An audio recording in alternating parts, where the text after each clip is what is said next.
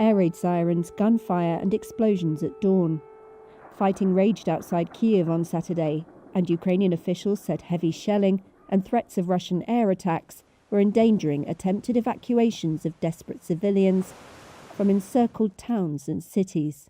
Ukrainian President Volodymyr Zelensky said Russia was sending in new troops after Ukrainian forces had put 31 of its battalion tactical groups out of action. He said they were Russia's largest army losses in decades.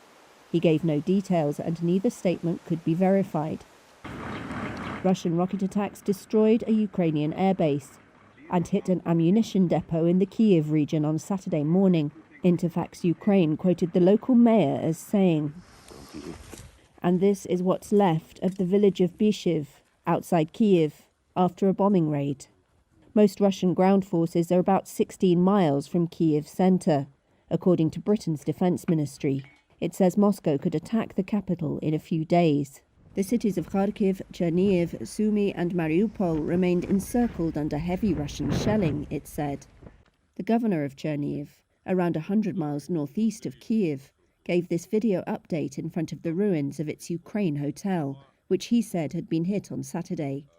There is no such hotel anymore, Vyacheslav Shaus says, wiping tears from his eyes. But Ukraine itself still exists and it will prevail. Moscow has denied targeting civilians.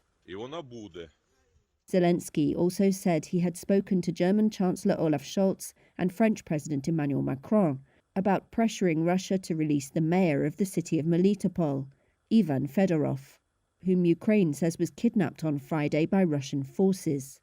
Russia hasn't commented on his fate. Russia's defense ministry released this video of what it said was its military on the move in Ukraine. Zelensky said his country could not stop fighting, but was upholding a ceasefire around an agreed humanitarian corridor out of the southern port of Mariupol, which has been under an almost 2-week siege, and he called on Russia to do the same. Moscow has previously blamed Kyiv for failed evacuations. Putin launched the invasion just over 2 weeks ago in what Moscow calls a special military operation to demilitarize Ukraine. It has been near universally condemned around the world and drawn tough Western sanctions on Russia.